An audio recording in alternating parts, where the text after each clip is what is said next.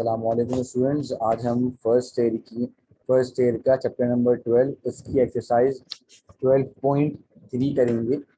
और एक्सरसाइज 12.3 में आपको 3 साइड्स हमेशा गिवन होंगी और उन तीनों साइड से आपने क्या निकालना होगा, एंगल निकालना होगा।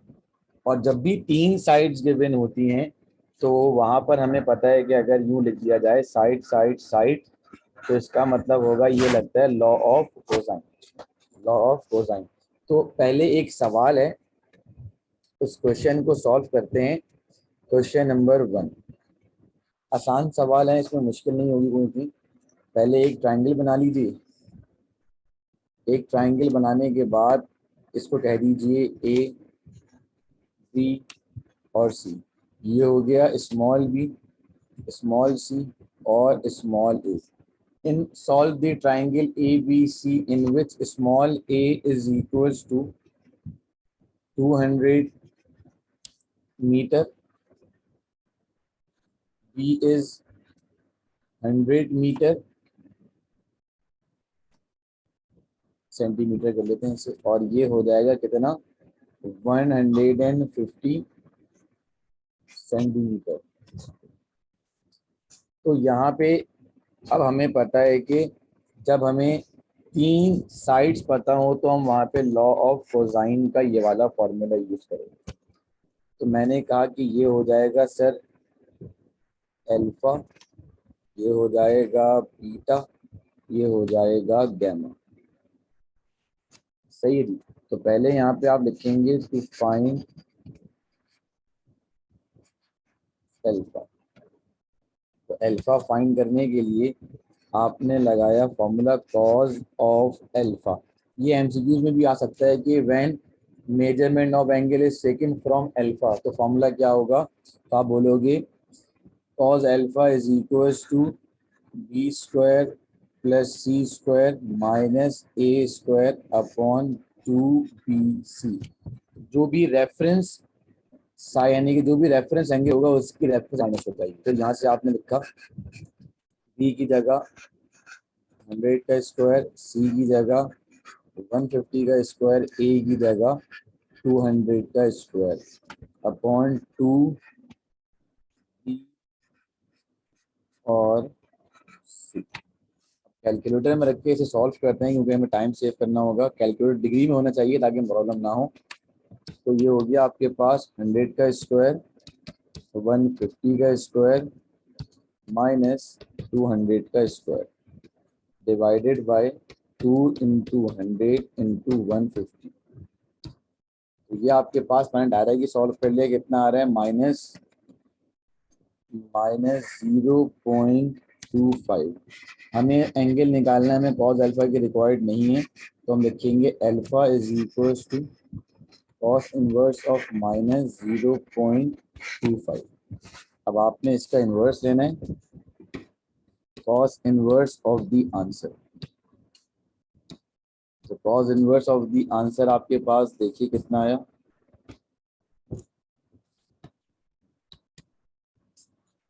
104.4 डिग्री। अब आपने इसी तरीके से क्या कैलकुलेट करना है, बीटा।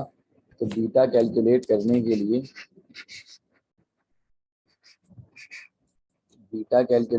के लिए आप यूज करेंगे ये वाला फॉर्मूला। तो कॉस बीटा, ये एमसीक्यूज के लिए इंपॉर्टेंट भी है कि वो ये पूछ सकता है आपसे कि when measurement is taken from beta तो what will be the formula. तो आप लिखोगे A square plus C square minus B square upon 2ac। Same सारा काम यहाँ पे करेंगे, फॉर्मूला रखेंगे 200 का स्क्वायर प्लस 150 का स्क्वायर माइनस 100 का स्क्वायर डिवाइडेड बाय 2ac। तो ये पूरा आपने रखना है कैलकुलेटर में और काम सुकून से हो जाएगा। 200 का स्क्वायर, 150 का square minus 100 square divided by 2 multiply by 2 multiply by 200 into 150। सही है जी, ये मैंने निकाला और कितना आ गया 0.875 कॉस बीटा। हमें तो बीटा की वैल्यू चाहिए, तो यहाँ पर हम क्या कर देंगे, इसका इन्वर्स कर देंगे।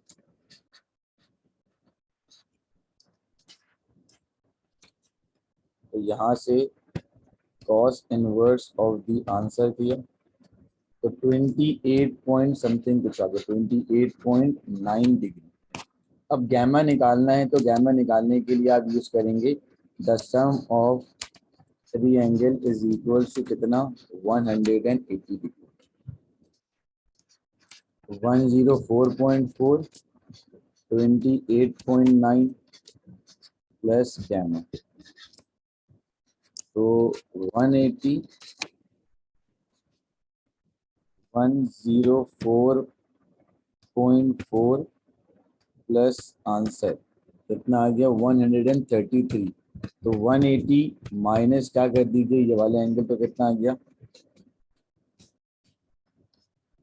133.3। तो यहाँ से आपके पास जो गैमा बन गया वो बना 46.6 डिग्री। तो ये हो गया आपके पास इस तरीके का सवाल सुकून से। तो अब आप ट्राई कर सकते हैं क्वेश्चन नंबर 2 से लेकर क्वेश्चन नंबर 5 तक, ये सारे ऐसे होंगे।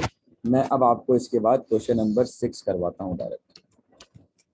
अब जैसे ये क्वेश्चन नंबर 6 है, ये सवाल 12.4 में भी आएगा और 12.5 में भी आएगा और ये एमसीक्यूज के अंदर भी आ सकता है। तो याद रखिएगा कि अगर किसी ट्राइंगल की तीनों साइड्स बराबर हो जाएं तो एंगल क्या रहेगा 60 का रहेगा। ये बात हमें मैट्रिक में पढ़ाई जाती है कि when 3 sides are equal then the angle between them are also equal. तो मैंने यहाँ पे एक ट्राइंगल बनाया, तो ये हो गया कैपिटल ए, कैपिटल बी और capital C, small C, small B और स्मॉल ए। तो मैंने यहाँ लेट कर लिया अपनी आसानी के लिए कि मैं x is equal to B is equal to C को x के बराबर लेट कर रहा हूँ।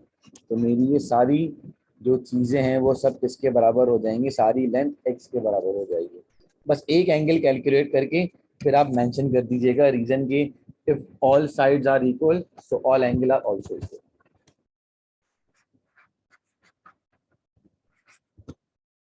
Find alpha. तो अल्फा निकालने के लिए आप फॉर्मूला यूज करोगे cos alpha is equals to B square plus C square minus A square upon 2bc।